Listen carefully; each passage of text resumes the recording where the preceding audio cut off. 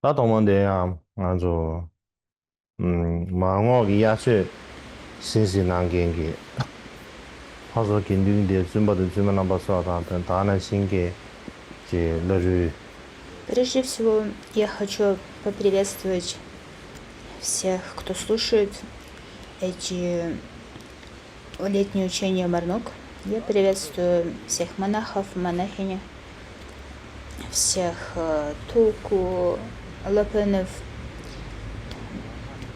Кемпу и Гиши, а также всех тех, кто слушает эти учения по интернету. Всех вас я тепло приветствую. И, как вы помните, мы с вами говорим об истории Махадевы. Он был монахом, кто вызвал первый раскол на школы. И сегодня я хочу продолжить эту тему.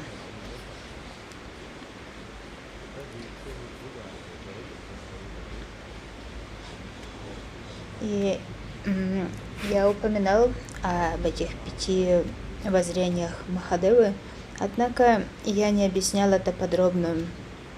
Я хочу объяснить это сегодня.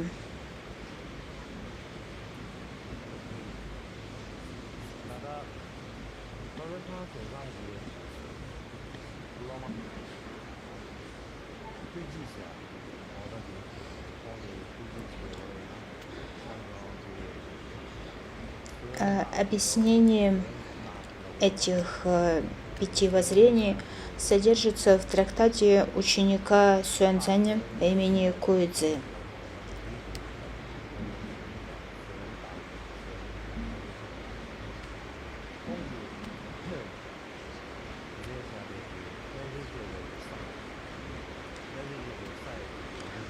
Он был великим мастером йогачары, и он написал комментарий на йогачара Буми.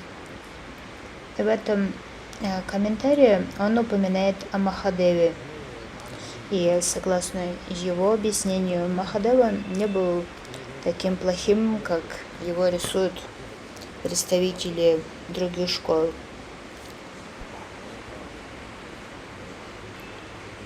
Другие старейшины критиковали его.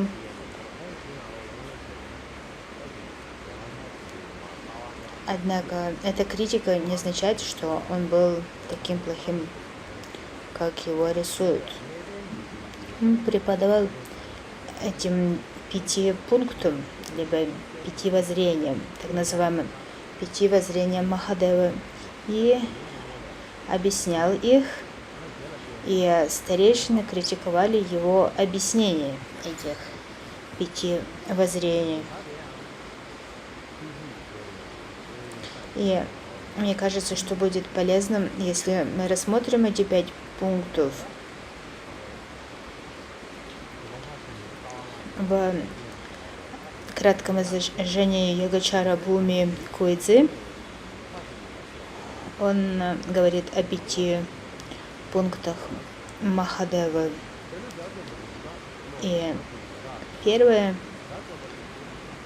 о чем говорил Махадева, это то, что архаты избавились от страданий и загрязнений, однако Мара, сын богов, может создавать препятствия, и в результате они могут загрязнить свои одежды из-за эякуляции. Поэтому другим может показаться, что у них есть омрачение. Однако старейшины обвинили его, сказав, что Махадева заблуждающееся обычное существо. Он не понимает, что страдание возникает из-за присутствия объекта, либо из-за неуместных загрязненных мыслей. Именно из-за этого у него произошла ночная эякуляция, он загрязнил свои одежды. Однако он возложил ответственность за это на вмешательство Мара, сына богов. И по поводу этого возник спор.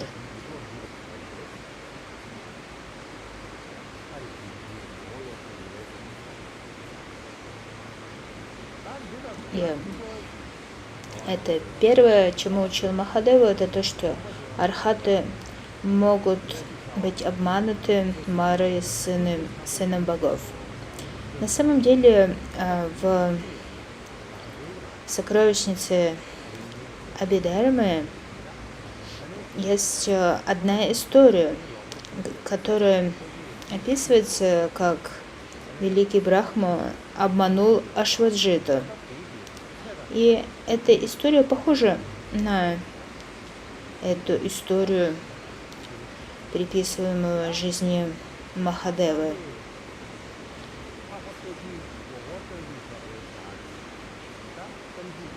И эта история говорит о том, что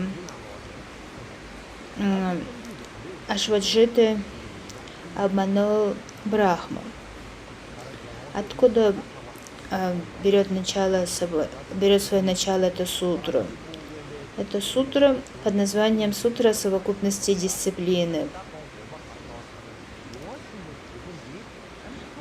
В этой сутре говорится, что однажды Бикшу Ашваджит пребывал в самадхи, в уединении. И в это время он задался вопросом, где заканчивается, либо где прекращаются 4 великих элемента. Тогда он исчез из этого мира и отправился из царства 4 великих царей в царство Брахмы. И спросил об этом. Он спросил об этом всех богов в мире форм, а затем отправился в мире без форм. Он спросил всех богов, но все боги ответили: мы не знаем.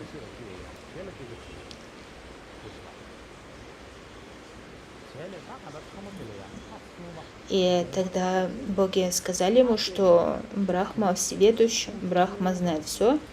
Спроси Брахму. Тогда он пошел искать Брахму, и Брахма появился перед ним в образе мальчика с 5 лицами. И Ашваджит спросил его об этом, где прекращаются 4 великих элемента. На это Брахма ответил: я Брахма, я великий Брахма, я Господь, я Создатель и так далее. Но он не ответил на его вопрос. То есть он не ответил на вопрос непосредственно, а просто начал утверждать, что он великий Брахма. На это Ашваджит ответил: я не спрашиваю тебя, Брахма, о том, являешься ли ты Брахмой, являешься ли ты Создателем или Господом. Я спросил тебя, где прекращаются 4 великих элемента. В ответ на это Брахма повторил то же самое: я Брахма, я великий Брахма, я Господь, я Создатель.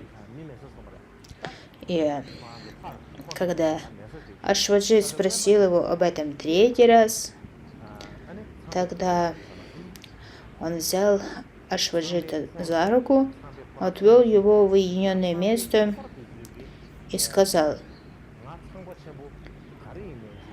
что все боги в моей свите считают, что нет ничего, чего бы я, Брахма, не знал или не видел. Они в это свято верят. Поэтому, если бы я сказал в их присутствии, что я чего-то не знаю, то это было бы неправильным. Однако, на самом деле, я не знаю, где прекращаются 4 элемента. На самом деле, это твоя проблема, поскольку Будда до сих пор жив. Почему же ты тогда приходишь и спрашиваешь меня об этом, если ты можешь спросить Будду? Услышав это, Ашваджит исчез из царства Брахмы и проявился в мире, где пребывал Будда.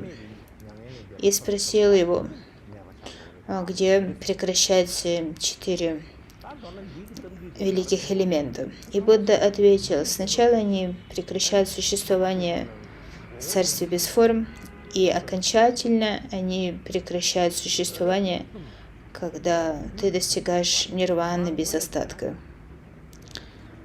Короче говоря, Брахма притворился, что он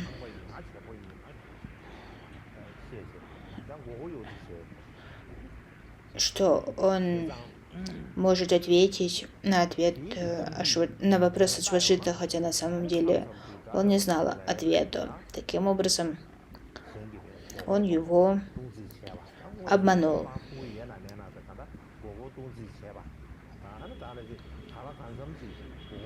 И эта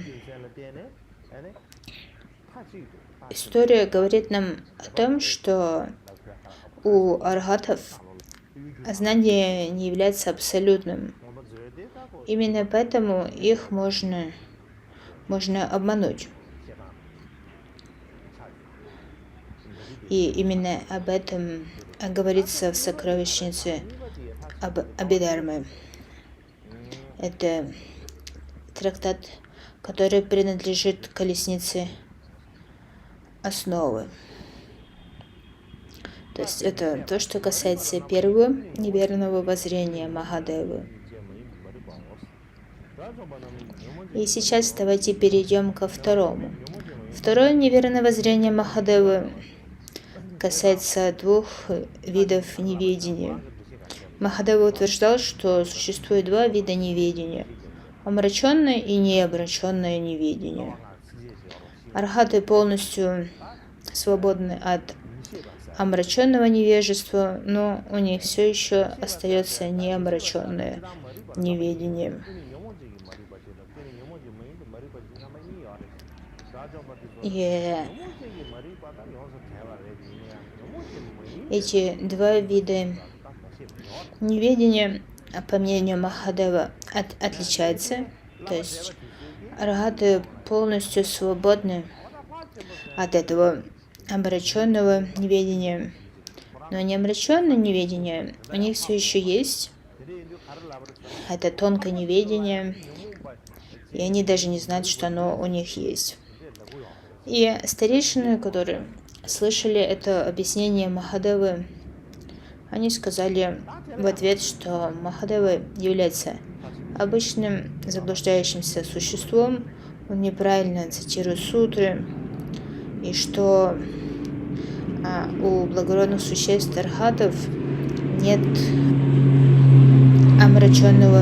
неомраченного невежества. И из-за этого возник спор. Однако в сокровищнице Абхидхармы тоже есть утверждение, касающееся этой темы. К примеру, там говорится, он полностью победил тьму касательно всего. И в автокомментарии к сокровищнице Абхидхармы говорится, Пратьяка Будда и Шраваки свободны от страданий и заблуждений. Мы утверждаем, что они победили тьму во всем, однако не полностью. Они не имеют страданий от неведения касательно качеств Будды.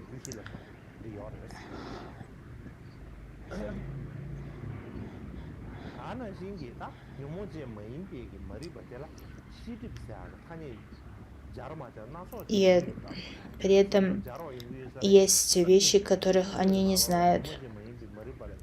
Они не знают вещей, недоступных в силу удаленности во времени, вещей, недоступных из-за удаленности места и так называемых бесконечных видов вещей.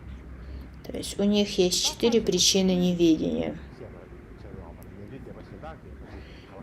И это соответствует объяснению Махаяны, И это также утверждается в сокровищнице Абхидharмы, что арахаты не полностью свободны от когнитивных омрачений, то есть омрачений, препятствующих всеведению. Как следствие, у арахатов нет всеведения. У них все еще есть тонкие омрачения. И в этом мы можем видеть связь с философией Махаяны.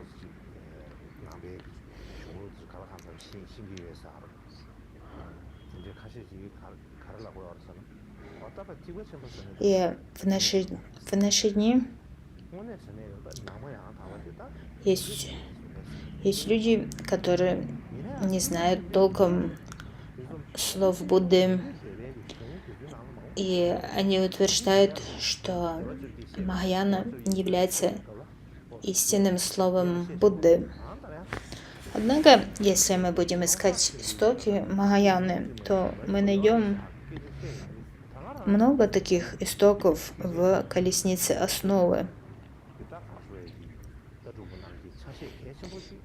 И в том, что касается неомраченного неведения, это именно то, что утверждает Махаяна. То есть неомраченное неведение означает неведение, не связанное с омрачениями, однако неведение, связанное с препятствиями для всеведения, то есть не с негативными эмоциями, а с препятствиями, связанными с неполным всеведением, либо теми препятствиями для всеведения.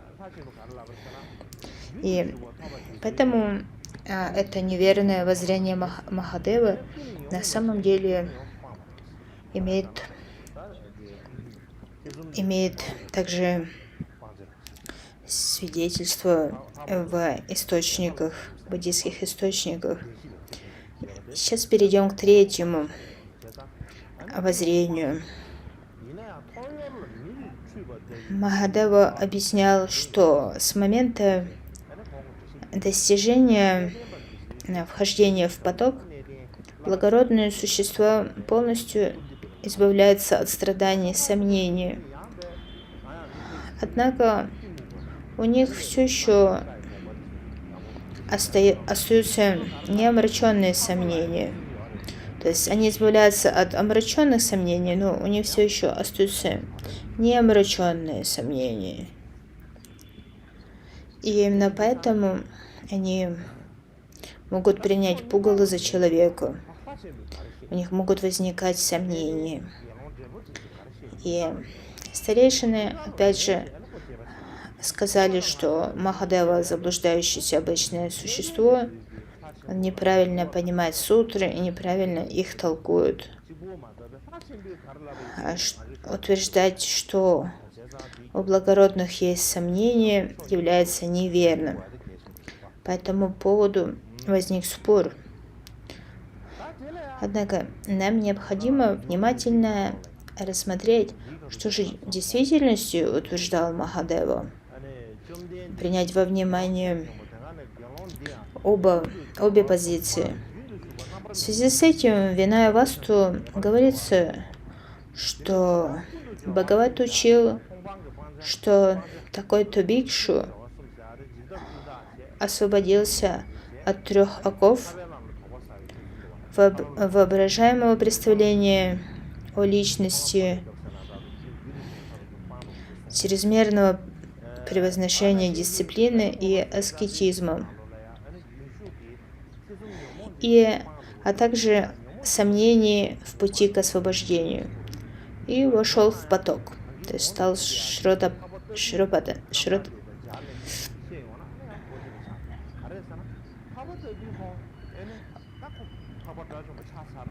Он вошел в поток и достиг состояния невозвращающегося.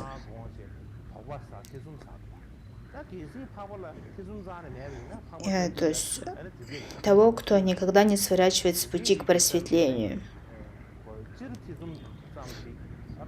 Однако сокровищница Абхидharмы и автокомментарий к ней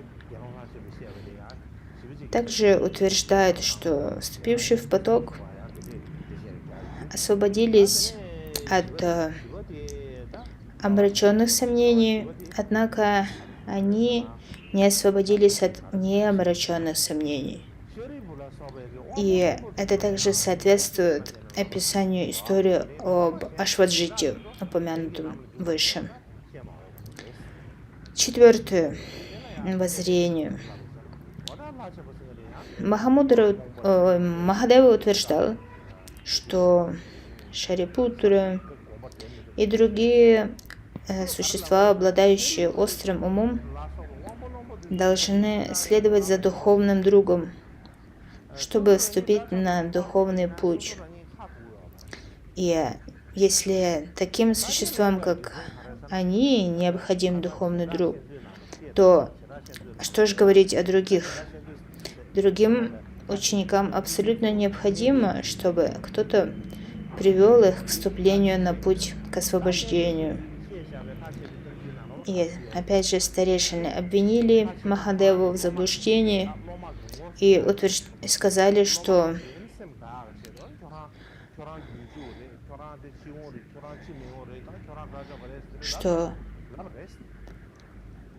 Шарипутра и другие, обладающие острыми способностями, не нуждаются в ком-то, кто привел их на путь. И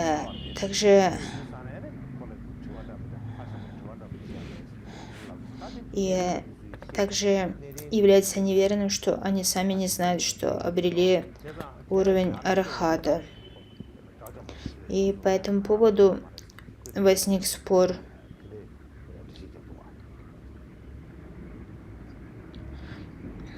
Поскольку такое утверждение равнозначно тому, что сказать, что архат вообще ничего не знает.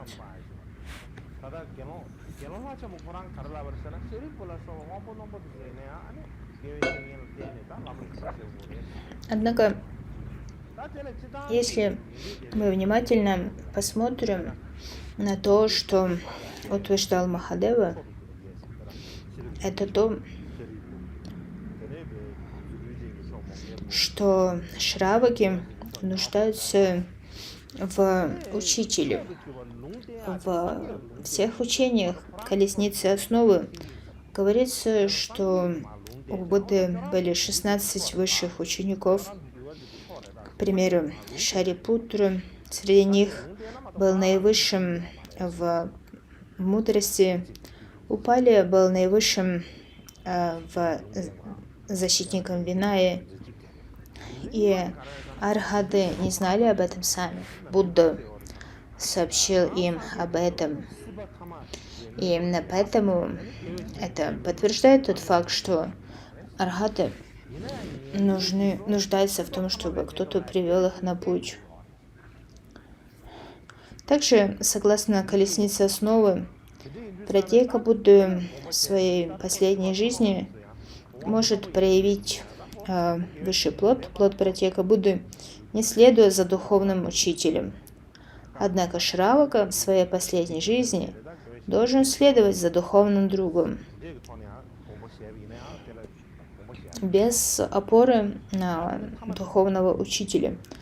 Шраваки не могут обрести плод.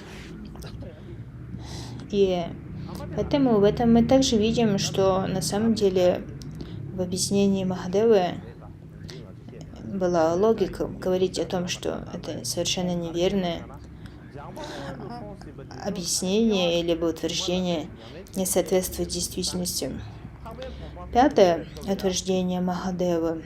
Он говорил, что те, кто в прошлом тренировался на протяжении многих жизней, поэтому, когда они уже близки к достижению плода, и в это время слышат, как Будда учит о таких дхармах, как страдания, пустотность и так далее, многие из них в этот самый момент обретают плод, обретают результат, достигают результата. К примеру, в силу своего отвращения к самсаре, они слышат лишь несколько слов учения, и это сразу же пробуждает в них постижение благородного пути. Это то, чему учил Махадева. Однако старейшины в ответ на это сказали,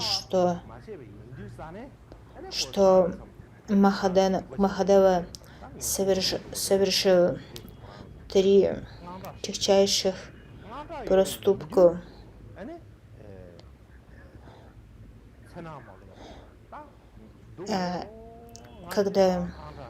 и именно поэтому он полностью,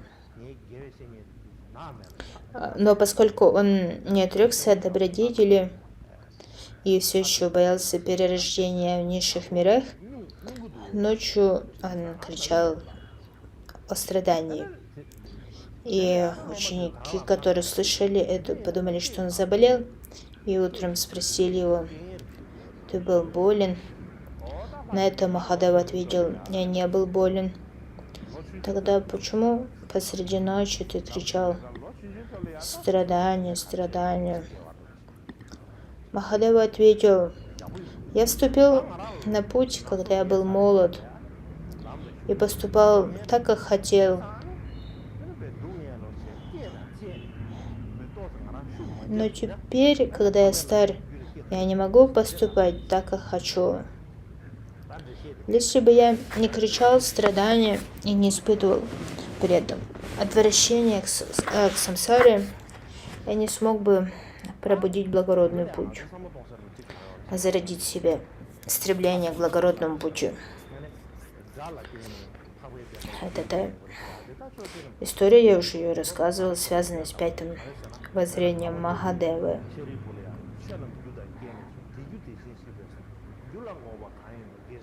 То есть в этом Махадева говорил, что когда он произносит слова страдания, страдания, он пробуждает благородный путь, либо зарождает желание следовать по благородному пути. Однако, как говорят учения Шравакаяны, так и Махаяны, эти существа, которые много практиковали в прошлых жизнях, лишь несколько слов дхармы могут вызвать в них отречение от самсары и зародить стремление следовать по пути к освобождению. Это то, что называется непреодолимым отречением. Такое отречение действительно объясняется как результат практики в прошлых жизнях.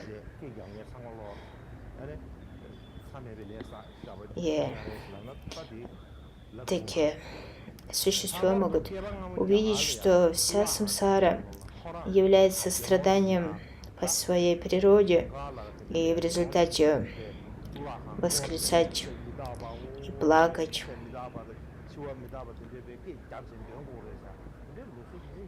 И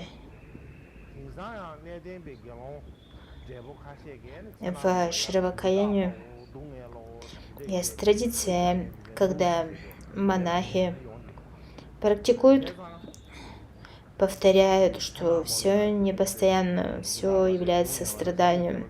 В этом заключается их основная практика. И такие практики даже ночью, проснувшись ночью, они могут начать повторять. Все непостоянно, все страдание. Утверждать, что это неверно либо плохо, было бы странно. Главное, что я хочу сказать, что когда мы рассматриваем эти 5 неверных воззрений Махадевы, то мы можем найти в них много связей с тем, что содержится в сокровищнице Абхидharma Коша. Поэтому категорично утверждать, что все эти воззрения являются ошибочными, довольно сложно. И кроме того, с точки зрения Махаяны, большая часть из них обладает смыслом. Поэтому было бы неверным просто повторять, что Махадева был обманщиком, что он выдвигал неверные воззрения и так далее. Нам нужно внимательно исследовать, что он действительно утверждал. И главное, нам нужно искать связь с его утверждением с писаниями и трактатами. И если мы начнем сравнивать его утверждения с учениями Махаяны, то мы найдем много связей. И кроме того, еще до того, как произошло разделение на 18 школ в этих изначальных учениях, мы также можем найти подтверждение воззрения Махаяны. И это также очень важно в связи с поиском истоков Махаяны, поскольку утверждать, что Махаяна — это что-то совершенно не связанное с колесницей основы, то такое утверждение было бы неверным.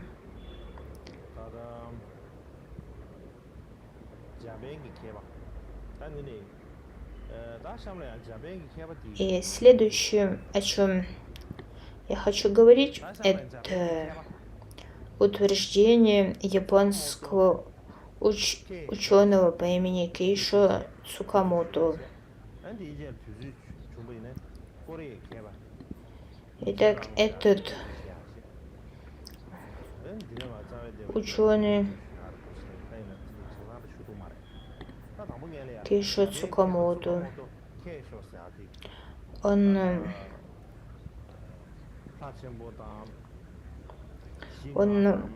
посвятил себя исследованию этих путей воззрения Махадевы, а также изначальному разделению на школы. Именно поэтому я хотел бы вспомнить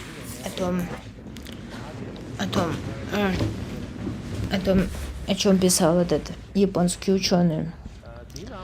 Кейшо Цукамото родился в 1929 году и в 1965 опубликовал научную работу под названием «Линия Махадевы и спор о первоначальном разделении на школы».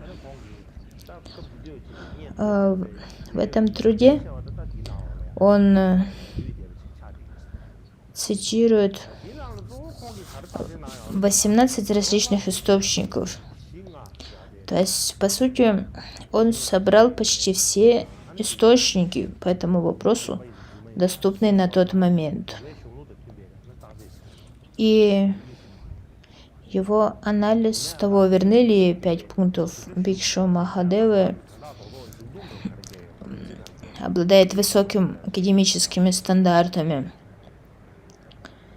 Он исследует источники, а также пытается восстановить утраченные материалы.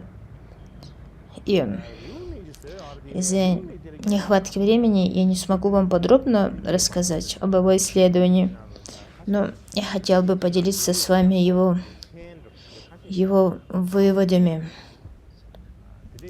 Его статья содержит сравнительную таблицу Однако из-за ограничений возможностей печати в то время эта таблица является неполной. И я искал полную версию, но не смог ее найти. Однако даже из того, что нам доступно, мы можем в целом понять структуру этого сравнительной таблицы. В этой сравнительной таблице сравниваются две традиции, южная и северная традиция буддизма, и демонстрируются различия между ними в отношении 5 пунктов Махадевы.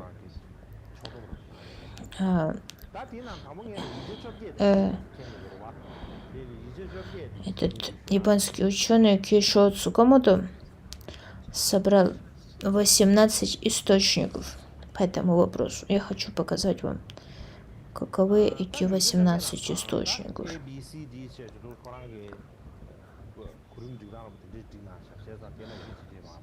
Они пронумерованы ABCD. Первое – это великое изложение Сюаньцаня. Оно датируется 656-659 годом. Второе – это трактат о 18 школах.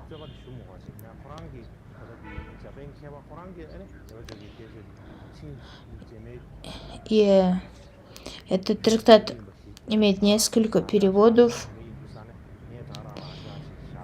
И он был впервые переведен в V веке во время правления поздней династии Цинь. Переводчик этого трактата неизвестен.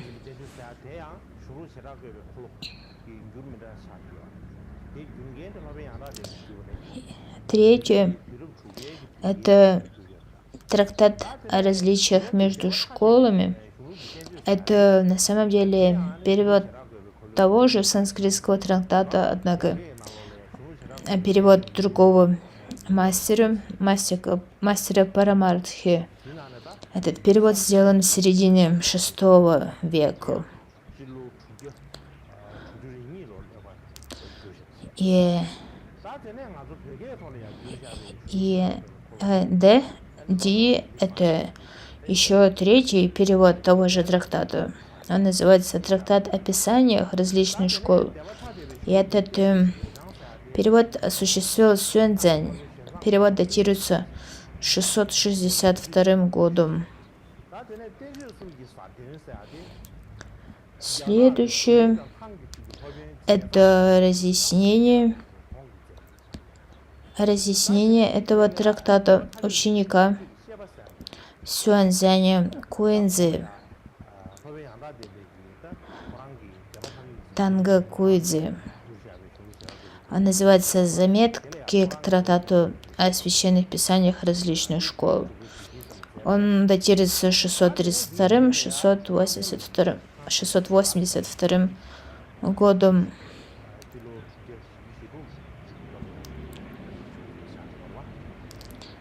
Кроме того, есть разъяснение трактата о различных писаниях школ.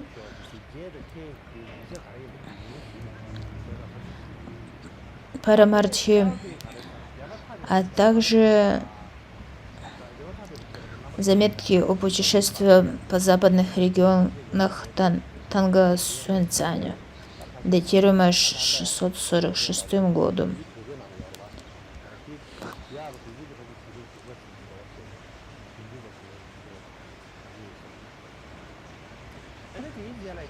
Л – это трактат Ачарьи Бхави, который, скорее всего, тот же автор, что и Бхавивека, который называется «Разъяснение различий между школами». Это Эта работа датируется VI веком. М — это история царя Ашоки. И первый перевод принадлежит периоду правления западной династии Цинь. Это 281-306 век нашей эры. Н — это сутра царя Ашоки, переведенная в 512 году нашего века. Затем это трактат, различающий качества, палийский трактат, датируемый 3-4 веком. Также это Дипавамса, это трактат об истории Шри-Ланки, Махавамса, трактат об истории Шри-Ланки, и комментарий на Винаю Саманта Пасадика, это трактат Будда-Гоши, датируемый 5 веком. Итак, это таблица, сравнительная таблица, показывающая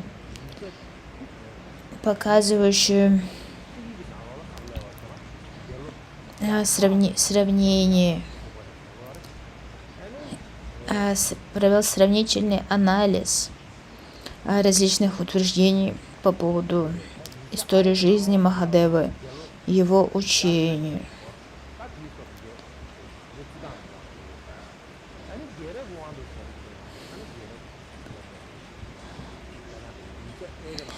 И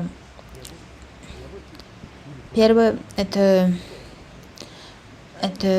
кем был Махадева. Махадева, который излагал 5 пунктов и вызвал разделение на школы. Такое утверждение содержится в трактатах от А до Л, однако в источнике Кей не упоминается, что он преподавал 5 пунктов. Также в источнике Л он зовется не Махадевой, а Бадры. Второе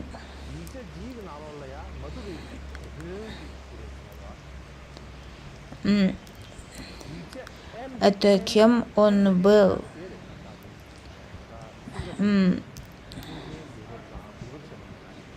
Был ли он великим старейшиной, либо был ли он обычным человеком.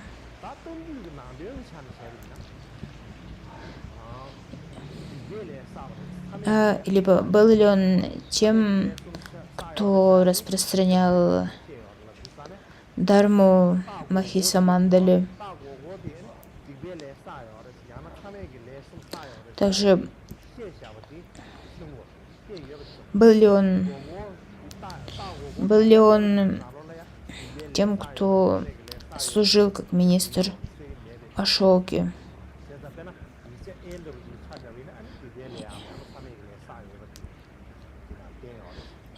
И если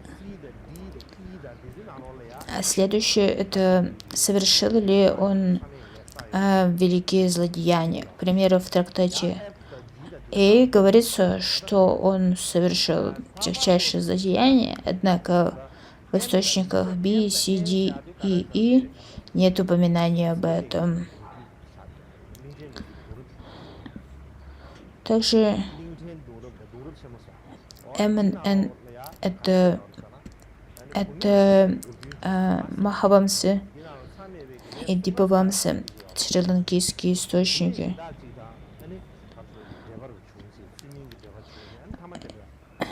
Не утверждается, что он убил свою...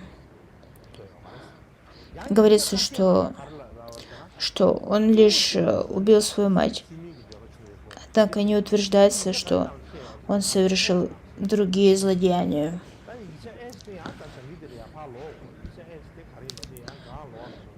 В тексте H утверждается, что у него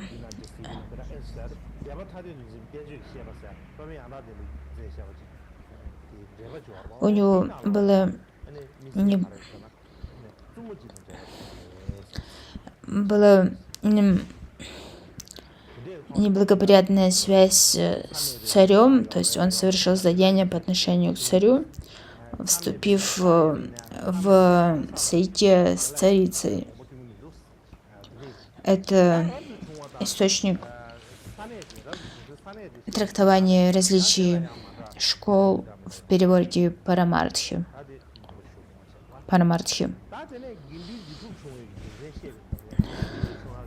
Следующее объяснение касается того,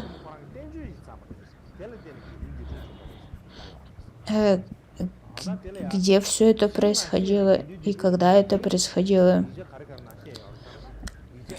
Также, что вызвало эти разногласия, приведшие к расколу. В одних источниках говорится, что именно учение Махадевы о 5 пунктах вызвали раскол. Однако в других источниках нет такого. Это не утверждается. К примеру, в источнике Кей говорится, что он выступал против усиления правил поведения Виная. Однако не упоминается то, что он учил 5 пунктам, 5 неверным воззрениям.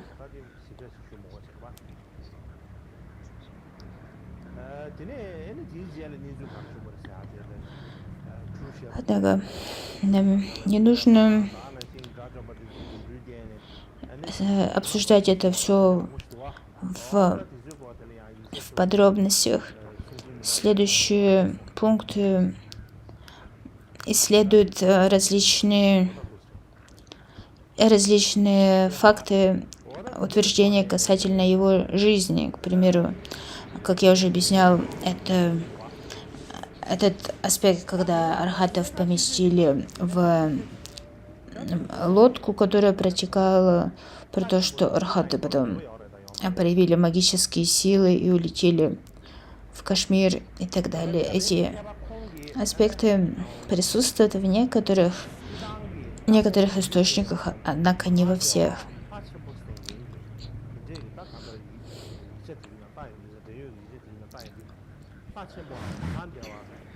И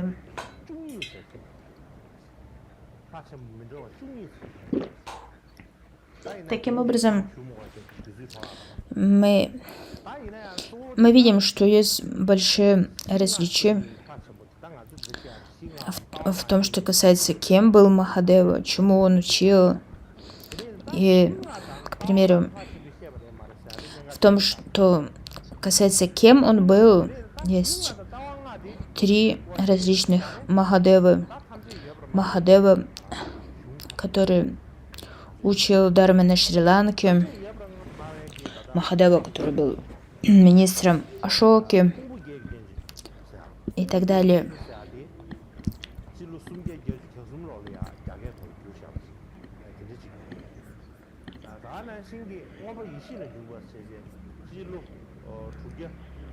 И следующее, на что нам нужно взглянуть, это источники этой традиции, критикующей Махадеву. И похоже, что эта традиция, критикующая Махадеву, берет свое начало в кашмирской школе Сарвастивады. И при этом источники Махасангики пересматривают эту критику для того, чтобы защитить Махадеву.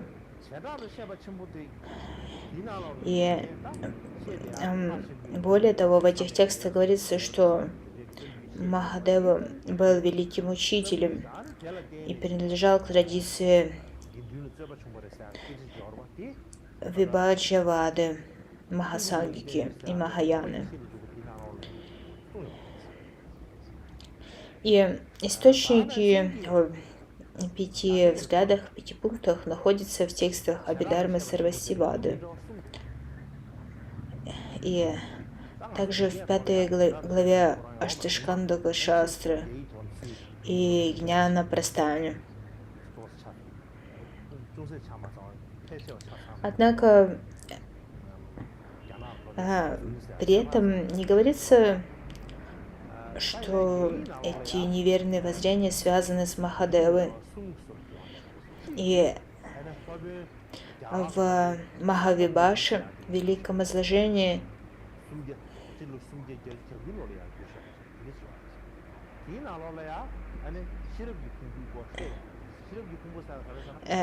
не говорится, что все это связано с разногласиями, которые подробно изложены в Махавибхаше, великом изложении. В переводе, датируемом 353 годом, в переводе Махавибхаши, нет раздела, в котором излагается мудрость, то есть излагается воззрение о мудрости.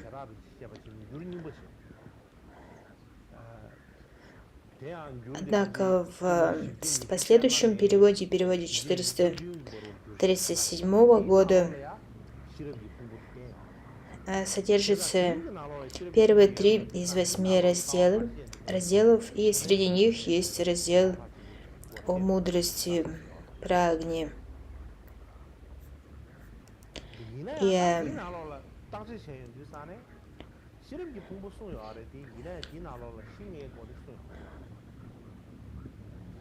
однако в этом переводе, в котором содержится раздел о мудрости, в нем аж 4 главы, но нету изложения о 5 неверных воззрениях. Однако эти 5 воззрений излагаются в Аштаскандака Шастре, которая была переведена в IV веке. То есть это Аштаскандака Шастра была переведена на столетие ранее, чем Махавибхаша в IV веке, Махавибхаша в V. Поэтому, если эти 5 воззрений излагаются в Аштаскандака Шастре, то они также должны присутствовать в Махавибхаше.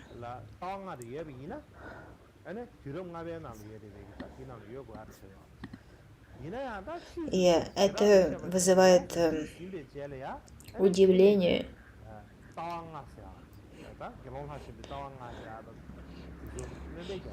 И это может свидетельствовать о том, что этот пункт, этот раздел был добавлен в Аштаскандака Шастру позже. Сначала была Махавибхаша, а уже после этого это изложение о 5 пунктах было добавлено в Аштаскандаху.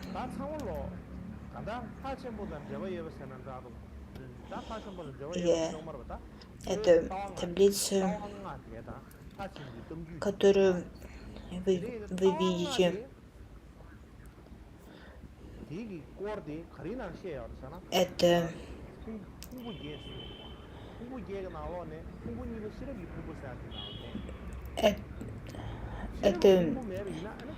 источники,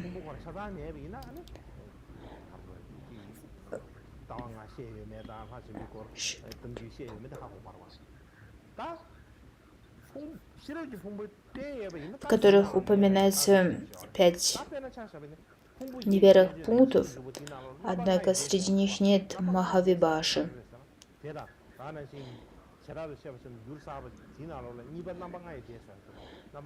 И,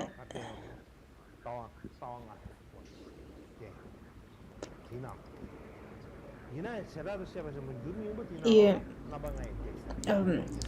есть несколько, и в этом также мы видим, что эти учения о 5 воззрениях преподаются лишь в 3 трактатах, и их нету в раннем изложении Махавибаши. То есть это что-то, что возникло позже, и потом было внесено в более ранние трактаты. Они были дополнены этими положениями. И впервые мы можем увидеть, что эти 5 пунктов впервые были включены в трактат 7 века. То есть, что до 7 века мы их найти не можем. Именно это свидетельствует о том, что, возможно, вся эта история о Махадеве и 5 пунктах была добавлена позже.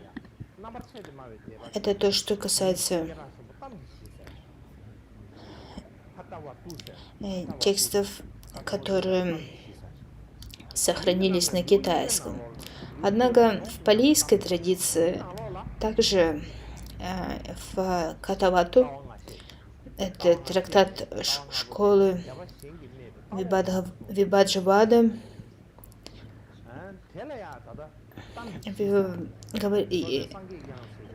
эти 5 пунктов изложены во 2 главе.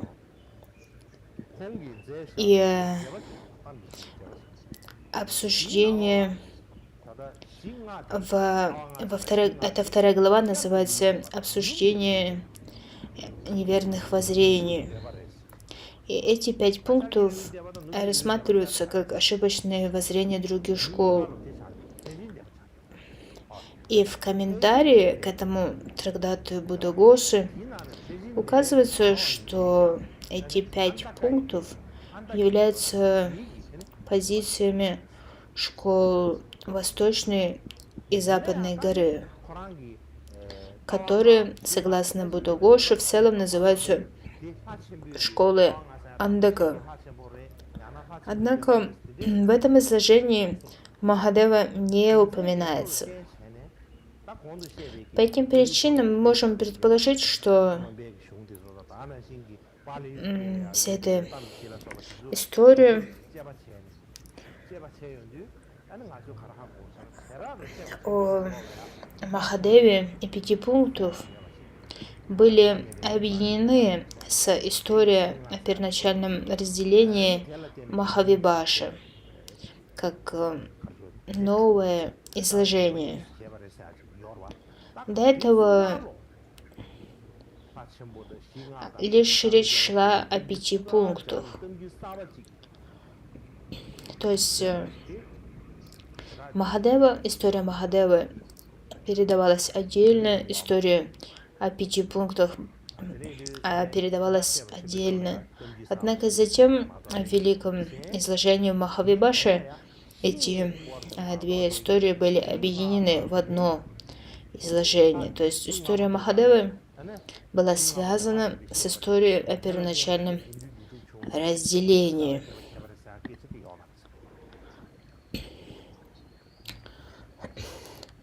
То есть эта связь, что именно Махадева изложил эти 5 неверных воззрений, и эти 5 неверных воззрений стали причиной разделения, этого нет в ранних источниках.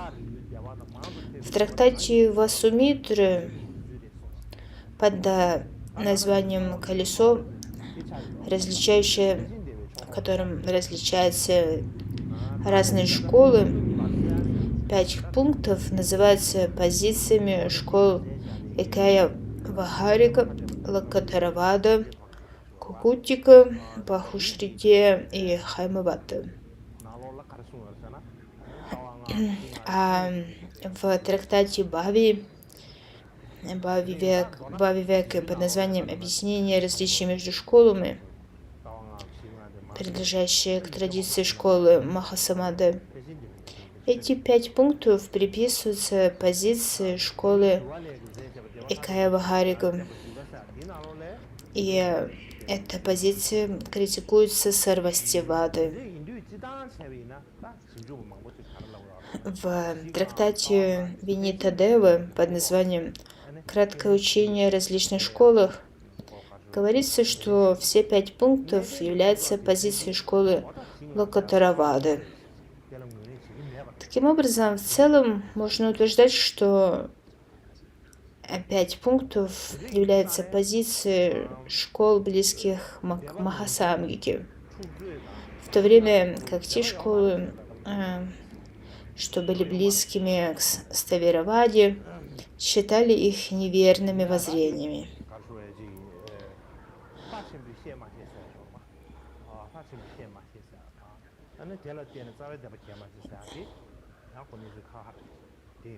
Однако, тем не менее, мы не можем сказать, что 5 пунктов не были связанными со спорами внутри этих школ. Следующее, о чем я хочу говорить, это была ли связь между Махадевой, 5 пунктами и разделением на школу.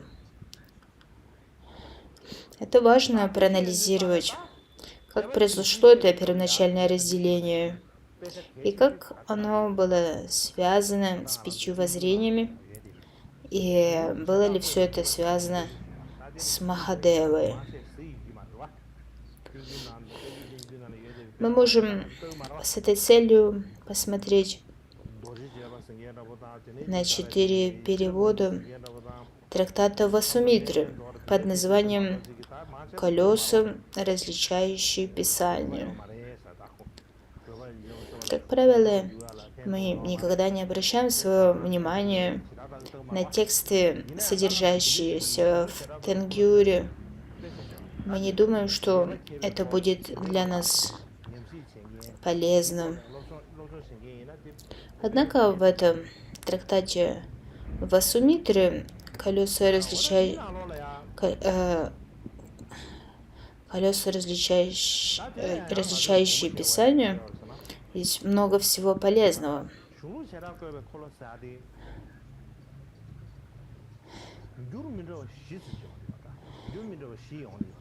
У этого трактата есть 4 перевода.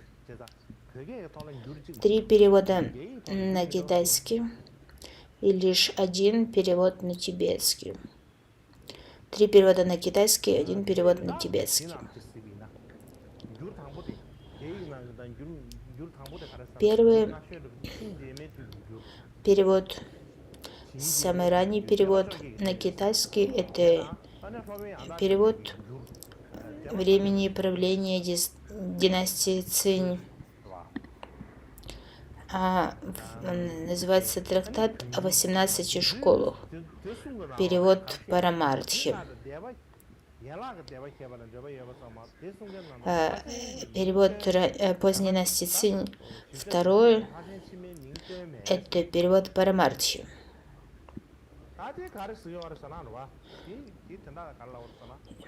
И также в тибетском переводе упоминается, что существует связь между 5 пунктами и разделением на подшколы, но ни в одном из этих 3 не упоминается имя Махадевы.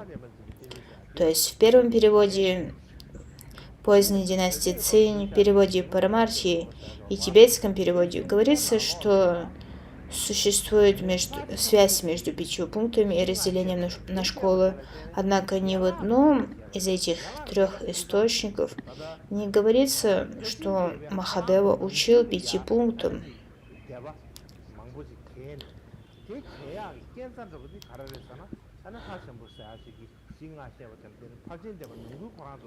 И причина этого в том, что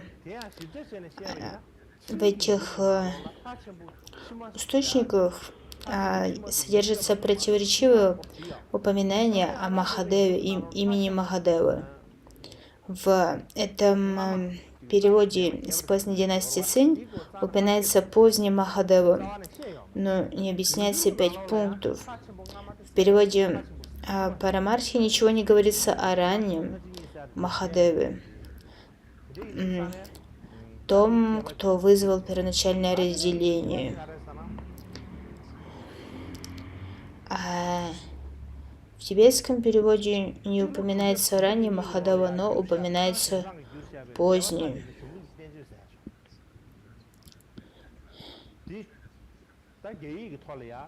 В переводе Тань Цюаньцаня, датируемого 662 годом, под названием «Трактат описания разных школ», то есть это 3-й перевод на китайский, самый поздний перевод на китайский. В этом трактате говорится, что разделение на школы связаны с 5 пунктами Махадевы. И это соответствует другому трактату Цюаньцаня, его переводу Великого изложения Махавибаши, который датируется 656-59 годом.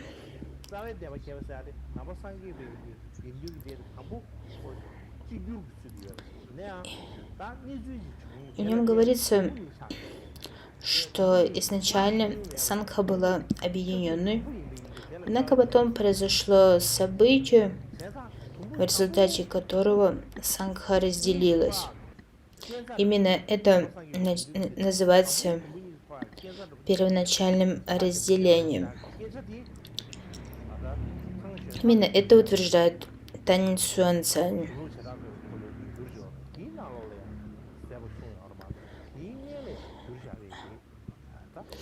Однако, как я только что сказал, в более ранних переводах этого трактата, переводе Парамарты и переводе поздней династии Цинь,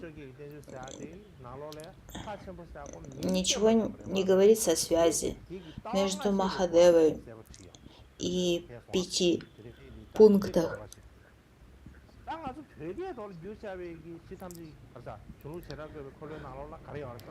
Однако в том, что касается тибетского перевода, в нем просто отсутствует описание Махадевы. И в этом, мне кажется, содержится упущение. То есть этот тибетский текст является неполным, в нем есть упущение.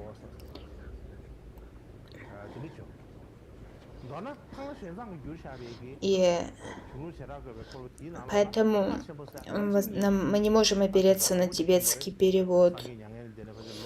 Цюаньцань утверждает, как я уже говорила, что было 2 Махадевы. Один Махадева, который жил раньше, и второй, который жил позже.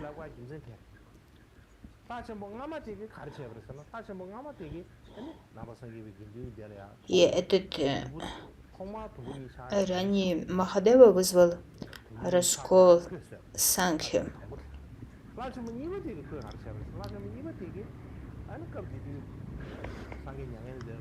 И этот раскол привел к возникновению 2 школ. А поздний Махадева был тот, кто учил 5 воззрениям. И в результате этого Махасамгика разделилась на многие школы. То есть это разделение, связанное с учением Махадева, это более позднее разделение, уже разделение Махасамгики на меньшие школы. Кроме того, в трактате ученика Цюаньцаня мастера Танкуйцзы под названием «Заметки о трактате описаниях различных школ» 662 года.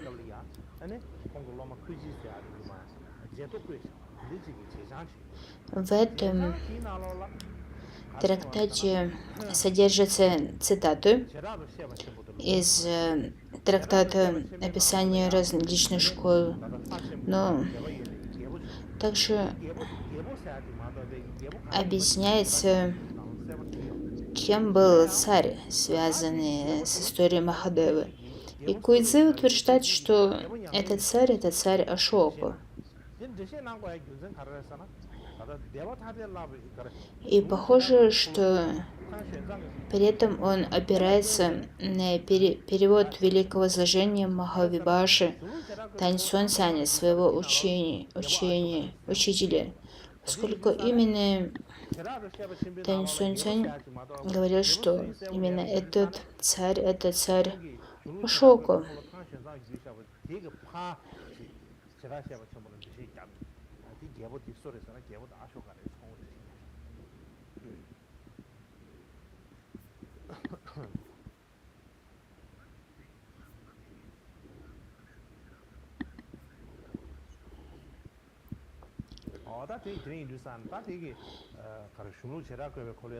И в этом мы видим различия в изложении, что всего есть 4 истории, 4 перевода этого трактата, 3 китайских, 1 тибетский.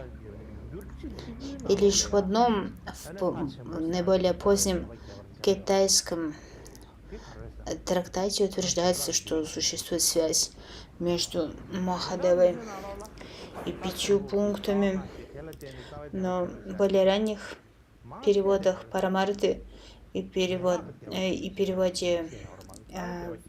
периода династии Цинь нет таких утверждений. Следующее интересно, чему учит южная традиция, то есть традиция Шри-Ланки и прочих.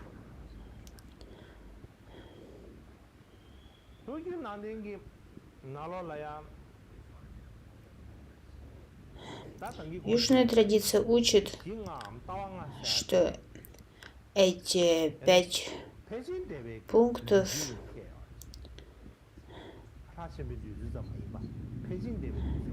являются позицией Махасамгики. И также утверждается, что это позиция подшкол Махасамгики под названием Пурва-шайла и Апара-шайла. Сохранился палийский текст под названием Сутра вопросов Шарипутры. Она сохранилась в китайском переводе, в котором утверждается,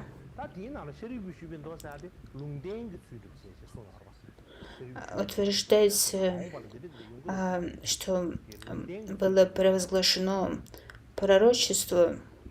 Будда провозгласил пророчество о том, что произойдет после его паринирваны.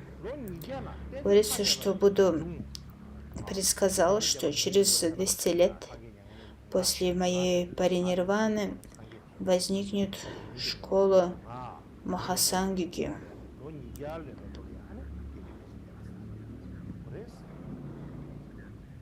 А затем, через 300 лет после этого возникнут другие школы. Школа Махадевы, школа Чайтья и школа Уттрашайла. То есть упоминается школа Махадевы.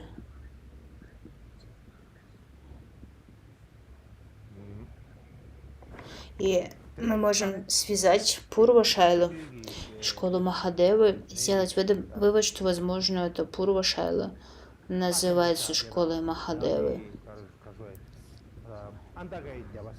그러나 지당은 남기 소유 안 되는 줄 가려고 했잖아. 샤르기를 잡아도 최대비 잡아도 장기를 잡아도 지민을 가려고 했잖아. 지민을 И 안다가이 잡았어. 안다가서 также говорится, также мы можем сделать вывод, что школа Махадева связана с Андакой.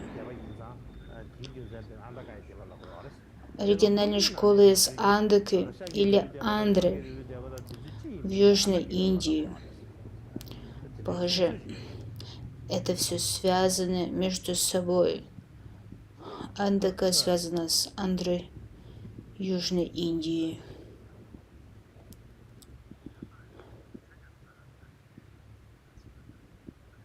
И когда мы размышляем об этих событиях, о которых я говорил,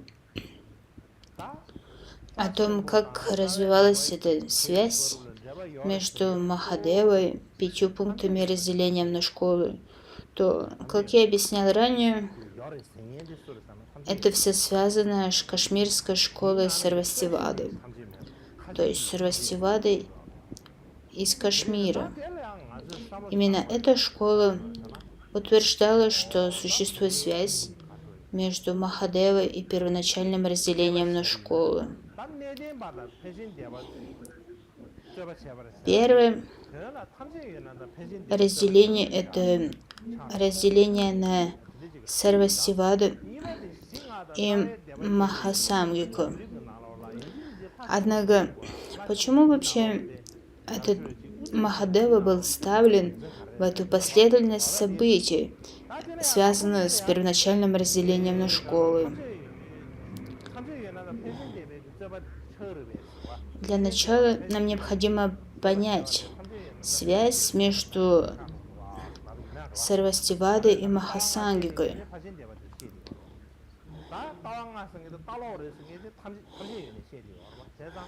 Какова связь между... Какая связь между ними?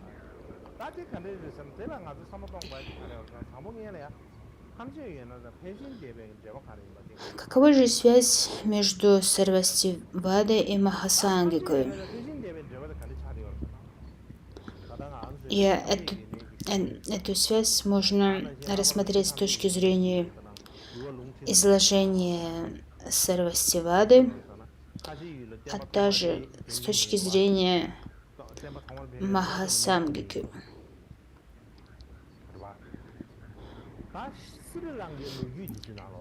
Согласно источникам Сарвастивады,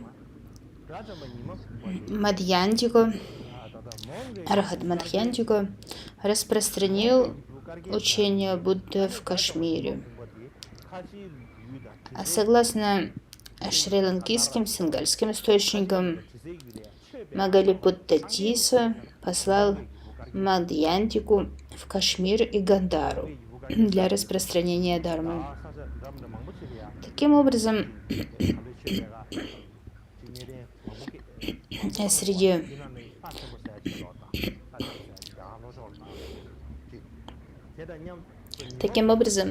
кроме этой истории о Махадеве, как тем, кто распространял дхарму, здесь говорится о Магалипутте Тисе и Мадьянтике, как теми, кто распространял дхарму в Кашмире и Гандаре.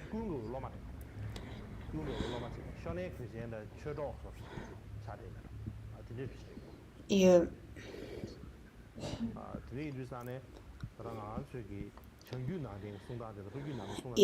эти изложения не соответствуют свидетельствам северных источников.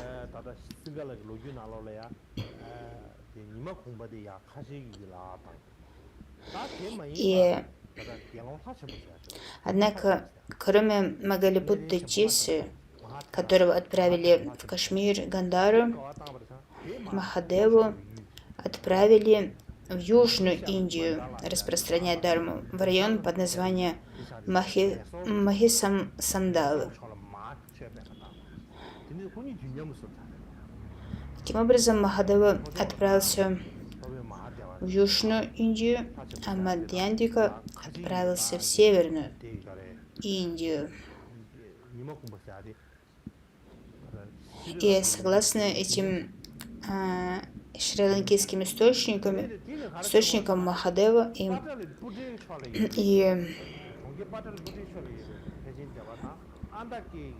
Мадхьянтика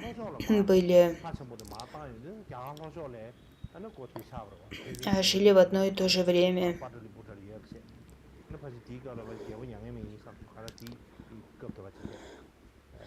И также говорится, что это первоначальное разделение на школы произошло во время правления царя Кала Ашоки.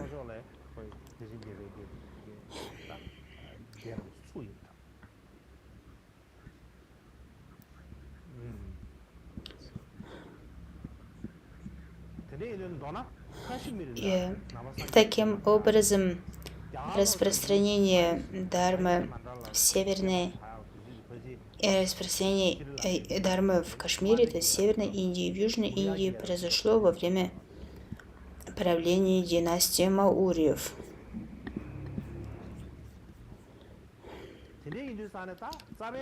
И тогда возникает вопрос, а когда же произошло это первоначальное разделение? Во время правления Кала Ашоки, либо во время правления династии Нанда, или во время правления Махападмы?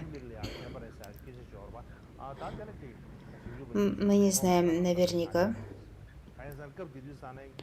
И мы даже не знаем, в какое время Махадева жил.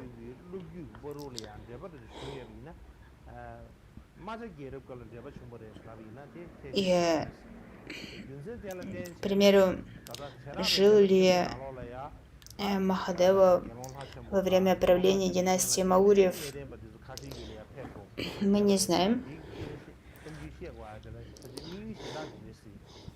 И, возможно,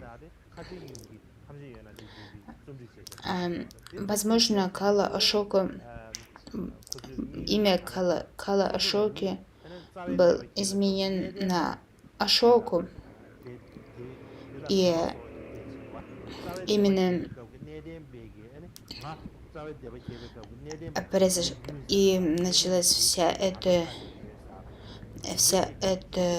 история разделения на школы. И причина, по которой Кашмирская школа Сарвастиведы написала этот трактат «Великое изложение Махавибаши», заключается в том, что они хотели установить связь между собой и Ставиравадой.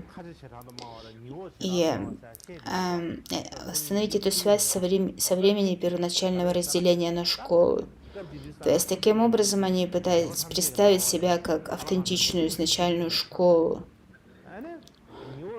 И в частности, время составления Великого изложения было временем, когда именно Кашмирская школа Сарвастивады была более влиятельной, чем Мадурская школа Сарвастивады. И современные ученые нашли множество доказательств того, что многие положения школы Кашмирского изложения Махавибаши, то есть Кашмирской Сарвастивады, были вставлены в общее писание Сарвастивады.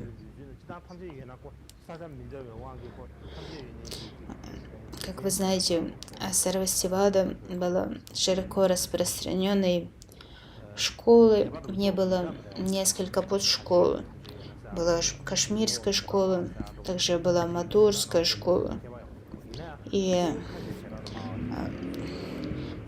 изложения этих подшкол отличались. Однако, поскольку Кашмирская школа была более влиятельной, она повлияла на написание также и Матурской школы. И, как я уже описывал ранее, есть сутра вопросов Шарипутры, переведенные на китайский во время поздней династии Цинь. Это между 317 и 420 годами.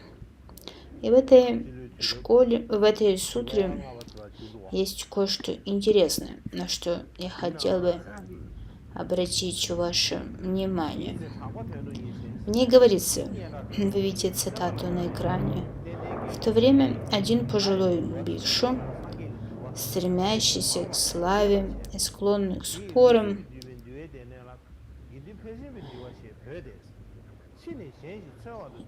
изменил Винаю, добавив к ней новое положение и удлинив ее.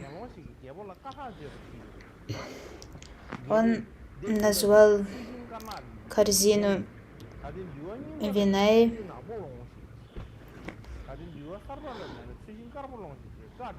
составленной Кашьяпой Винаи Махасамгики.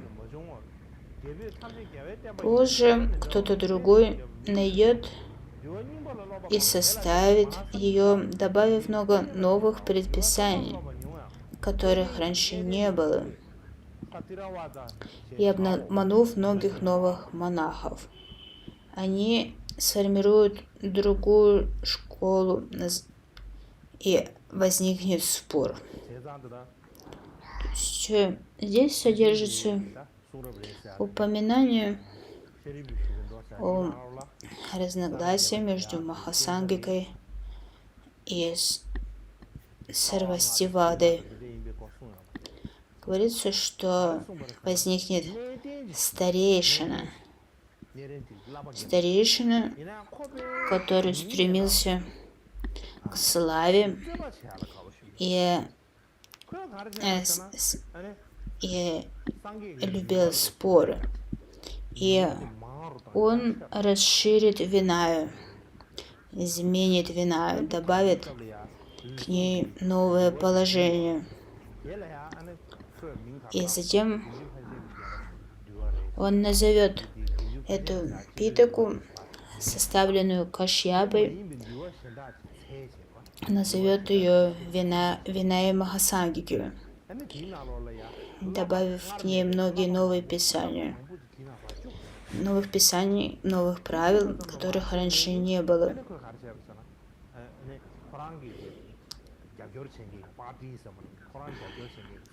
В результате это вызовет разногласия, и возникнет новая школа. И тогда в это время другой монах попросит царя разрешить этот спор. И тогда царь созовет представителей обеих школ,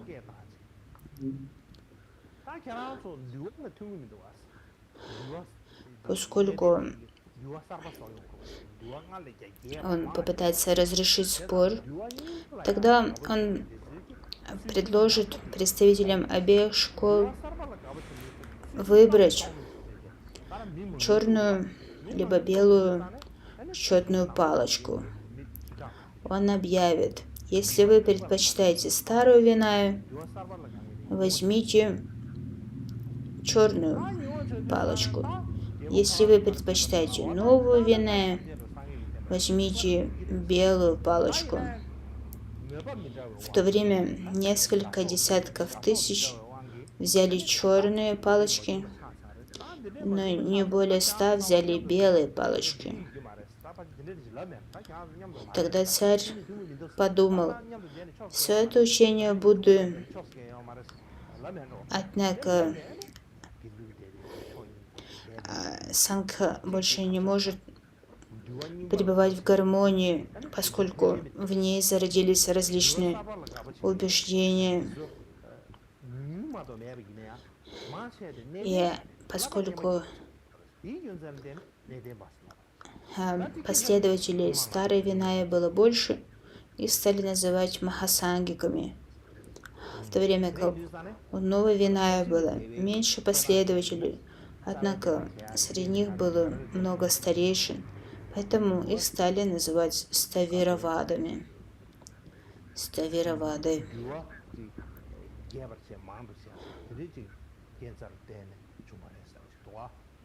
И если бы не было 5 пунктов, если бы 5 пунктов были позиции, утверждающие, что вина должна быть ослаблена, то можно было бы связать дискуссию по поводу старой Винаи и новой Винаи с 5 пунктами. Более того, согласно объяснению Ачарьи Бхави в Махасамхите, был тот, кого звали Бадра, и он преподавал 5 пунктов.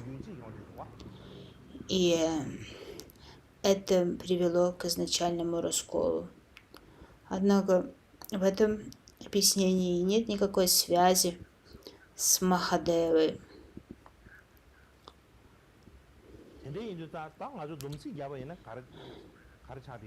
Итак, пытаясь подвести итог, мы можем сказать, что авторы Махавибаши, великого изложения кашмирской Сарвастивады, добавили изложение о Махадеве. Возможно, что в изначальных писаниях Махадева не упоминался, однако его добавили позже. При этом авторы взяли за основу более раннее изложение, рассказывающее о разделении Махасангики на подшколы. К примеру, описание Васумитры в его колесе, различающем традиции священных писаний. И в это изложение они вставили имя Махадева.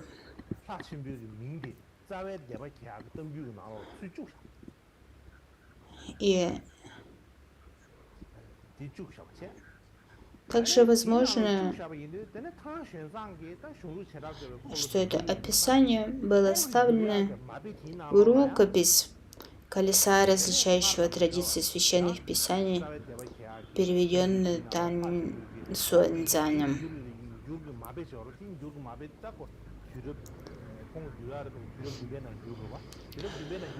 То есть есть две возможности, что та рукопись, которую переводил Тань Суэнцзань, уже содержала эту вставку, связывающую Махадеву с описанием первоначального раскола. Именно поэтому вся эта история также была отражена в этом наиболее позднем китайском переводе.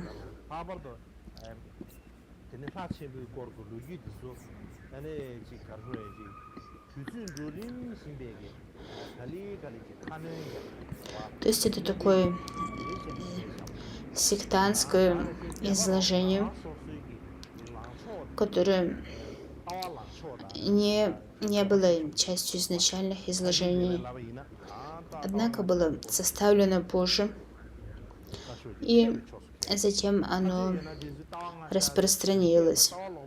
Это сектантское изложение говорило о том, что воззрение Махадевы было ошибочным,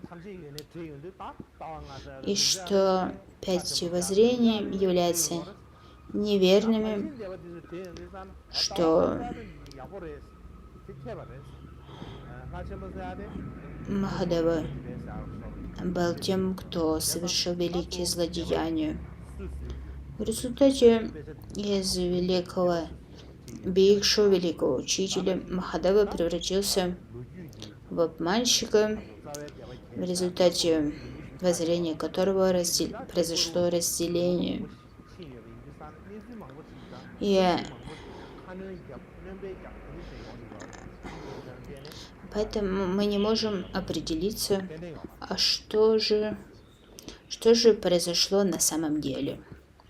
И я думаю, что это хорошее место, чтобы остановиться сегодня.